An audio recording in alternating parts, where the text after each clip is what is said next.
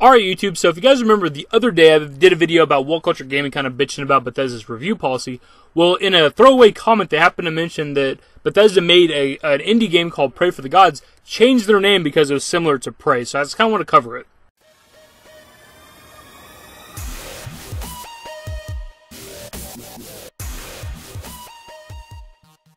Just in case you haven't seen the trailer for Pray for the Gods, I definitely recommend it. It's more or less a Shadow of the Colossus clone.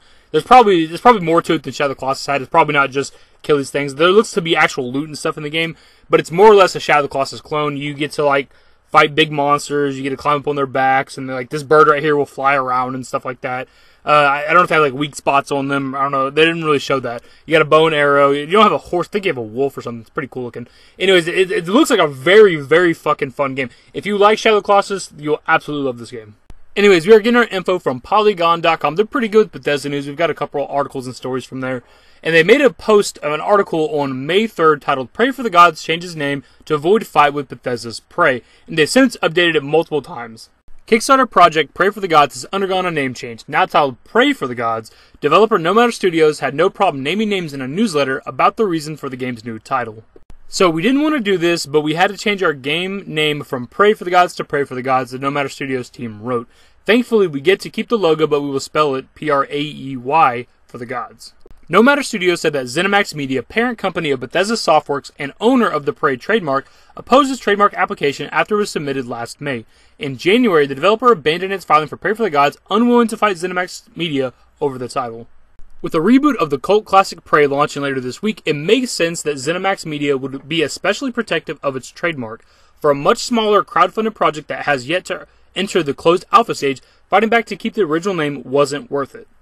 While we disagree with their opposition, we were able to come to an agreement. No Matter's post continued. It was something that kept us up many nights and no doubt shifted our focus from our game frequently. Worrying about the outcome of if we went to trial, if we lose our fans, or walk away from the mark and still potentially get sued for millions on trademark infringement. This is really something no starting company should have to deal with, let alone a tiny team of 3. So the fact that we came out the other end intact, still developing the game, was a win.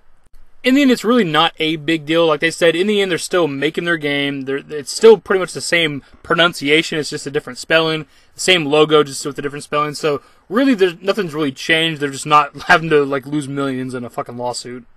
On to the first update. Zenimax is named in the trademark application and subsequent opposition notice. Although we've reached out to the company for comment, there's precedence for this sort of thing.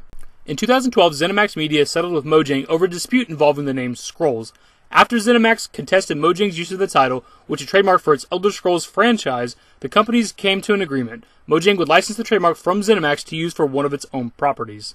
Now, I'm not really a legal guy, I don't understand trademark bullshit, but to me it just doesn't make a whole lot of sense. Like, I don't know how you can just trademark the word Scrolls or just the word Prey. Like, it's just weird. Like, you can trademark a single word and people aren't allowed to use it. Like, it's ridiculous. It seems kind of petty to me. But again, I don't really know legal shit or trademarks. Another trademark claim cropped up in 2015 when a fan project called Fortress Fallout underwent a name change after a legal threat from Zenimax. The company owns the trademark for Fallout, and they successfully requested that the creator of the unrelated project abandon its trademark application as a result. Again, like I said previously, I just don't understand how you can trademark a single word. So because Zenimax Media has the word Fallout trademarked for their games, nobody can ever use the word Fallout or the word Scrolls or the word Prey in any game title ever without their permission or buying the trademark rights or whatever the case from Zenimax. That just doesn't make a whole lot of sense to me, man.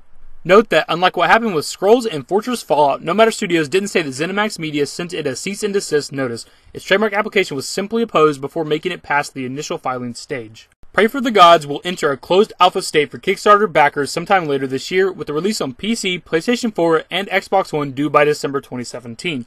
Watch some pre-alpha gameplay below from back when the game was still known by its initial properly spelled title. And the second and much shorter update is Bethesda Softworks Vice President Pete Hines told Polygon that the company didn't have much of a choice in opposing No Matter Studios' trademark request. If we don't oppose the mark, we risk losing our Prey trademark, and that isn't acceptable, said Hines. Unfortunately, that's how trademark law works. And this was part of why I kind of wanted to cover this article, is because of Woke Culture's video. They're already, spending the video talking about Bethesda's review policy, about Prey not being similar to the original game and stuff like that. And they bring up this Pray for the Gods thing to try to, throw a little more hate at Bethesda, but it was never Bethesda. I mean, not that Bethesda wouldn't have opposed it themselves as well, but all this was Zenimax. Zenimax has a history of doing this. They did it with Fortress Fallout, with Scrolls, and now with Pray for the Gods. Like, this is nothing new. They've done it before. It's all Zenimax, not Bethesda. Again, Bethesda probably would have, since that's how trademark law works, apparently, according to Pete Hines, they kind of have to oppose it anyway. I'm sure Bethesda Softworks would have as well, but it's all Zenimax. Like, Bethesda's not really at fault here. To sort of wrap it up and kind of give my final thoughts, it sucks, man, but if their hands were tied, if them not fighting it was going to make them lose the Prey trademark, you can't really fault them for this. It does. It sucks that it happens to such a small company. They said they were only 3 members strong, so that kind of sucks, but at least, you know, they're not having to spend any money on this. They're just changing the name a little bit, changing the logo a little bit. Everything's the same, then it's all good. See, I'm glad I looked into this story a little bit, because since that Wool Culture video, I've been thinking, like, you know, man, Bethesda's kind of douchebags. It's kind of sucky. They really made this company change the name because of the word Prey.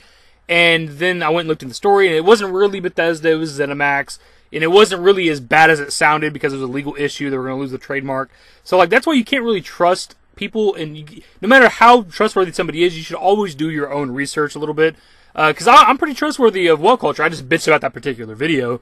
And here I was thinking Bethesda is like, Bethesda Softworks are fucking assholes.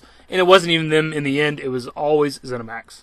But in support of No Matter Studios, I do plan on buying this game. I was going to buy it anyway, but because of all this, I just want to help them. I'll probably, if their Kickstarter is still open, I'll link it below so you can go and, like, donate to the Kickstarter if you want to. But later this year, this is coming out, possibly December of 2017, which is around my birthday. This might be a birthday present for myself. Either I'm going to buy it for myself or have somebody else buy it for me. I do plan on playing this game. Huge fucking fan of Shadow of the Colossus, and this just bringing back so much nostalgia just watching this gameplay. So I'm really looking forward to this. Anyways, guys, if you want to enjoy the video, give it a thumbs up. Subscribe to the channel if you guys are new. Follow me on Twitter. Links to my social networks are in the description and in the outro. Later, guys.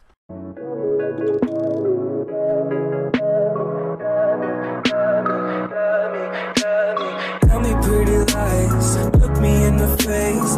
Tell me that you love me, even if it's fake, 'cause I don't fucking care.